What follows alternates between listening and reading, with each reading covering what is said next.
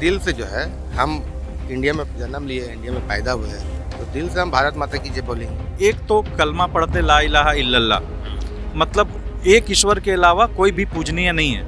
लेकिन ये खुद हमारे मौलवी जो हैं पैसों की पूजा कर रहे हैं, तो ये फिर क्यों कर रहे हैं? सिर्फ पढ़ने से नहीं होता, असल चीज होता है ना कर्म दिल से करने का। आप गरीब नवाज मस्जिद बना दीजिए ना, साबिर पिया मस्जिद बना दीजिए ना, निजामुद्दीन मस्जिद बना दी ना, बाबर मस्जिद क्यों बनाना चाहते हैं आप तो खुद फसाद करना चाहते हैं। आप खुद चाहते हैं कि फसाद जो है बना रहे, तब हमारा दुकानदारी चलते रहेगा। उस दिन सारे मुसलमानों को ना एहसास दिलाऊंगा कि तुमने जिन्हें रब माना है ना, ये इतना डुप्लीकेट है कि इन्हें ना कोई हिकमत मिला है ना इल्म मिला है। इल्म अलग चीज़ होती है, मालूमात अलग होती है। मेरे पास हिदायत है अल्लाह की, उस हिदायत से मैं कोर्ट में इन्हें जलील करके बताऊंगा कि तुमने कैसे मुसलमानों का, यहाँ के सनातनी और यहाँ के वेदों से कितनी नफरत कराई। देश के मुसलमानों को बहकाया जाए ना, कुछ कटमुल्ला है जो काफ़ी जो है अपना चंदा धंधा के लिए जो है देश में जो है अशांति फैला के रखना चाहते हैं। वो नहीं चाहते कि शांति अमन हो। अगर शांति अमन कायम हो जाए तो आप बताइए, आपको कौन पूछेगा, आपके पास कौन जाएगा? मुसलमानों को बोलना चाहिए वंदे मातरम पूरा गीत राष्ट्रीय भाई आप अगर हिंदुस्तान में जन्म लिए हैं जी, आप मट्टी से बनाए गए ना, मुसलमानों को दफनाया जाता है ना, दफनाया जाता है ना, हाँ। कहाँ दफनाया जाता है? कब्रिस्तान में। मट्टी में। तो हाँ। हम मट्टी में, अगर इंडिया की मट्टी में हम अगर जन्म लिए हैं, वहीं पर फिर हमें दफनाया भी जाएगा, तो हमें इस मट्टी को माँ कहने में क्या तकलीफ है? नहीं समझ में आ रहा मेरे को, क्या तकलीफ है बताइए? जो माँ पेट से जन्म देती है, आप उससे तो माँ कहते हैं, और देश की जो मट्टी है ये भी तो माँ है। शमशाद भाई, सारे उलेमा और जितने भी मुस्लिम नेता हैं सब वंदे मातरम के खिलाफ है, आप लोग सपोर्ट में कैसे आ गए? क्योंकि हम लोग अक्ल वाले सनातनी मुस्लिम हैं। ऊपर वाले ने जो इंसानों और जानवरों में फ़र्क दिया है वो अक्ल का, और कुरान जो है ना बार बार अक्ल के मामले में यूज़ करने के लिए कहा है 8 तरह के डिफरेंट स्टाइल में। ठीक है, तो जब उलमा का ध्यान सिर्फ पैसे कमाना और इज़्ज़त कमाने में लगा रहेगा तो उनको कहाँ से समझ में आएगा कि वंदे क्या है, कुरान क्या, नहीं समझ में आएगा। सिर्फ उनको क्या समझ में आएगा, माल कहाँ से कमाना है। तो इसलिए हमें समझ में आ गया है कि अब इस देश में शांति कैसे स्थापित होगी, और इसका असल अब तक जो नहीं हुआ वो हमारे उलमाए कराम और ख़ास के मदनी ऐसे लोग हैं जो सिर्फ दौलत और शोहरत के पीछे लग के हमें बर्बाद कर दिए। तो वो तो मदनी साहब तो ये कह रहे हैं ना कि आने वाले टाइम पर अगर जिहाद करना ज़रूरी हो तो हम जिहाद भी करेंगे। फ़िलहाल वंदे मातरम पर आते हैं, आप कैसे देश के मुसलमानों को समझाएंगे कि वंदे मातरम बोलना गलत नहीं है? देश के मुसलमानों को समझाना ज़्यादा ज़रूरी नहीं है।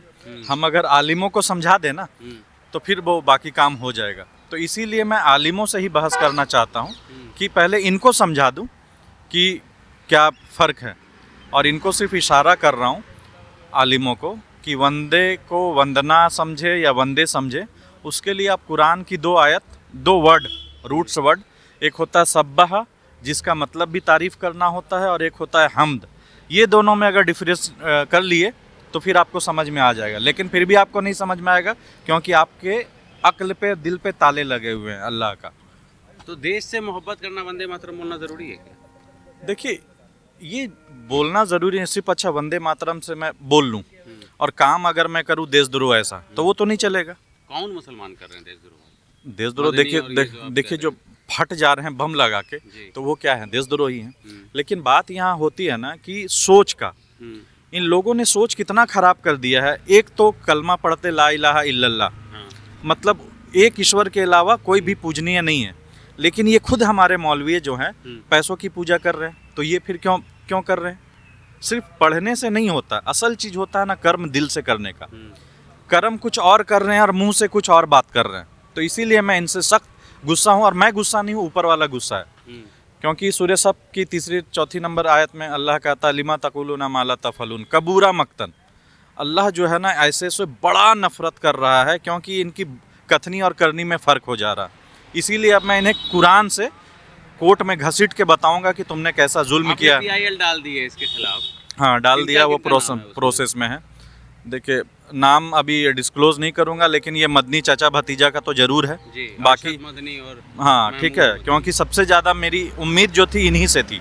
क्या उम्मीद? मेरे पास जो था ना, एक ऐसा इनकलाबी कुरान ऐप है जिससे मुसलमानों में नफ़रत भी ख़त्म होता सनातनियों के लिए, वो खुद मुशरिक से मोमिन बनते। अब मैं मुशरिक मुसलमानों को बोल रहा हूँ, वैसे मुसलमान को कुरान में कहा है 30 का 31 में कि जो लोग नमाज कायम नहीं करते। तो आज 90% मुसलमान नमाज नहीं पढ़ता, वो मुशरिक है। क्या है? मुशरिक, जिसको एक साहिल लोग बोलते हैं कि ये मतलब मुशरिक है। भाई मुशरिक आज के डेट में तो मुसलमान है, कुरान कह रहा है। तो ये सब तो एक जो मुस्लिम है ये तो नहीं बता पा रहे हैं। वजह क्या है कि एक मुसलमान जो है ना सिर्फ आप लोगों से पैसा ठगना चाहते हैं, लेकिन हम क्या है कि सिस्टम में रह के सच्चा मुसलमान, सनातनी मुसलमान बन के इनको हम औकात दिखाएंगे कि एक सच्चा मुसलमान इस देश में सनातनी मुसलमान क्या होता है, थोड़ा विस्तार से बताइए ना। सनातनी मुसलमान उसको कहते हैं कि जो जैसे हम जो हैं यहूदी मुस्लिम भी हैं। कौन सा यहूदी? जो तौरात को मानता हो, क्रिश्चियनिटी वाला जो बाइबल को मानता हो। क्योंकि ईश्वर जब एक है ना तो वो क्या है कि उसने 4-5 किताबें भेजी है, तो जिसमें कुरान में 4 किताबों का जिक्र है, उसी तरह वेद भी है जो ईश्वर का ही दिए हुए हैं, वो भी स्मृति किताब है। तो उसी तरह कुरान भी स्मृति किताब है। तो मैंने जो वेद को पढ़ा, फिर उसमें जो तदब्बुर किया, तो समझ में आया कि वेद और कुरान में ज़्यादा फ़र्क नहीं है, इसलिए अपने आप को सनातनी बोल रहा हूँ मैं। बाकी उलेमा लोग क्यों खिलाफ है वंदे मातरम के? वो लोग कह रहे हैं कि वंदे मातरम मतलब देश को हम माँ नहीं मान सकते, मुल्क से मोहब्बत तो है ही हमें। देखिए इनका तो असल एजेंडा है ना कि हम जो है ना जाहिलों को, जाहिल मतलब जो अनपढ़ पढ़े लिखे मतलब जो मुस्लिम नहीं हैं, जो पढ़े लिखे नहीं हैं, उन पे कैसे राज किया जाए, उनका रब कैसे बना जाए। ये कुरान कहता है सूरह तौबा की 31 नंबर की कि आज मतलब और यहूदी के उलमा जो है ना रब बन गए थे अपने अपने लोगों के। तो आज के भी आलिम जो है रब बन गए हमारे जाहिल मुसलमान के, जो कट्टर अभी हमें गाली दे रहे हैं। जितना वीडियो वायरल हो रहा मेरा, नीचे देखिएगा कितनी गालियाँ मिल रही है, कितनी गंदी गंदी। क्यों? क्योंकि इनका जो डुप्लीकेट रब है ना उनको मैंने पकड़ लिया है कुरान से, तो अब ये छटपटा रहे हैं। तो इसीलिए मुझे गाली मिल रही है। और अब आगे देखिए, इसको कोर्ट में कार्रवाई कर रहे हैं हम लोग, और अब जो होगा देखेंगे, ठीक है। और फिर बाकी बातें आपसे बाद में होगी। जो आप कह रहे हैं तो इसके 6 स्टैंजा थे, जिसमें से 4 को हटा दिया गया था जब वंदे मातरम बनाया गया। रविंद्रनाथ टैगोर थे, नेहरू थे, सरदार वल्लभ भाई पटेल सब शामिल थे। तो 2 स्टैंजा के खिलाफ तो कोई नहीं है, क्योंकि वो दुर्गा और काली को वो आराधना के लिए वो माना जा रहा है कि देखिए यहाँ जो फर्क आ रहा ना, सिर्फ वंदे और मातरम को ये लोग फोकस किए हुए, ठीक है। लेकिन यही 2 शब्द जो ऐसे हैं ना, मैं अभी आपको खुल के नहीं बता पा रहा हूँ, क्योंकि अगर आपको बता दूँ ना तो फिर उलमा को कोर्ट में मैं कैसे हराऊंगा। ठीक तो बताइए ना। नहीं, थोड़ा भी नहीं बताऊंगा कि मैं उस दिन सारे मुसलमानों को ना एहसास दिलाऊंगा कि तुमने जिन्हें रब माना है ना, ये इतना डुप्लीकेट है कि इन्हें ना कोई हिकमत मिला है ना इल्म मिला है। इल्म अलग चीज़ होती है, मालूमात अलग होती है।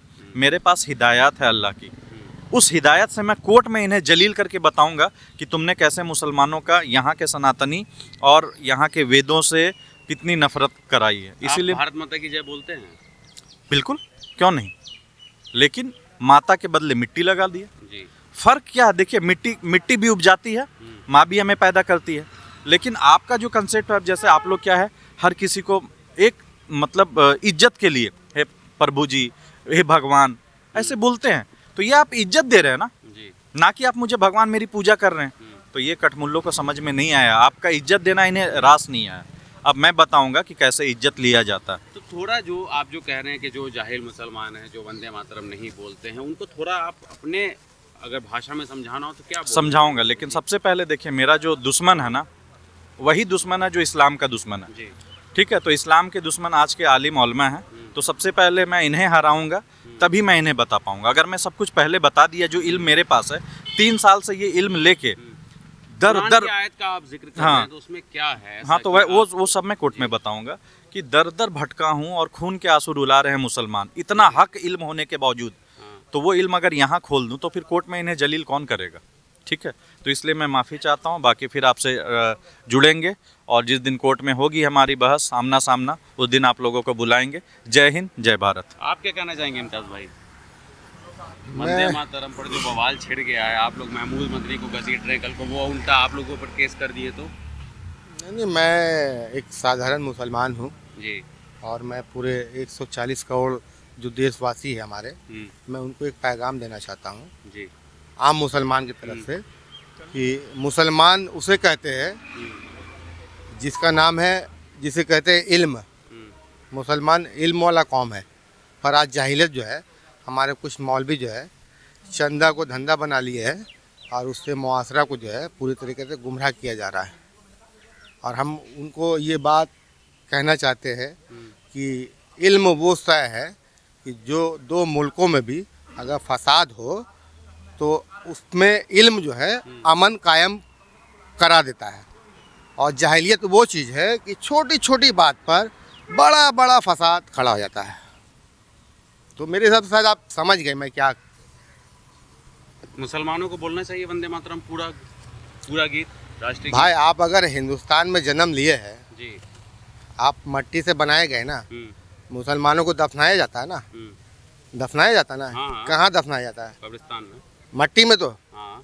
तो हम मट्टी में, अगर इंडिया की मट्टी में हम अगर जन्म लिए हैं, वहीं पर फिर हमें दफनाया भी जाएगा, तो हमें इस मट्टी को माँ कहने में क्या क्या तकलीफ़ है? नहीं समझ में आ रहा मेरे को, क्या तकलीफ़ है बताइए। जो माँ पेट से जन्म देती है, आप उससे तो माँ कहते हैं, और देश की जो मट्टी है ये भी तो माँ है। तो माँ तो नहीं है, ऐसा तो नहीं है कि माँ नहीं है मट्टी। वो कह रहे हैं कि भारत मिट्टी की जय, आप कह रहे हैं भारत माता की जय। भारत माता की जय हम बोलेंगे और वंदे मातरम भी बोलेंगे, जी। इसलिए कि हम आम मुसलमान हैं। हमारे पास वो ज्ञान है कि इल्म वो शय होती है कि बड़े बड़े फसाद रुक जाती है, और जाहिलियत वो होती है। आपको लग रहा है देश के मुसलमानों को बहकाया जा रहा है? हाँ, कुछ कटमुल्ला है जो हाँ। काफ़ी जो है अपना चंदा धंधा के लिए जो है देश में जो है अशांति फैला के रखना चाहते हैं। वो नहीं चाहते कि शांति अमन हो। अगर शांति अमन कायम हो जाए तो आप बताइए आपको कौन पूछेगा? आपके पास कौन जाएगा? कोई नहीं चाहता है कि मेरा दुकानदारी ख़त्म हो। और ये दुकानदारी, हम लोग का जो दुकानदारी है, ये अल्लाह और उसके रसूल के लिए है। इंसानियत का जो पैगाम है, एक आम मुसलमान के नागरिक होने के हिसाब से मैं पूरे देश को यही पैगाम दे रहा हूँ कि इल्म अगर आपके पास है तो बड़ा बड़ा फसाद ख़त्म किया जाता है, और अगर जाहिलियत है तो छोटी छोटी बात पर बड़ी बड़ी फसाद खड़ा हो रहा है। आज हिंदुस्तान में तो फसाद हो ही जा। आप बताइए, वंदे मातरम पर या भारत माता की जय पर फसाद क्यों होगा?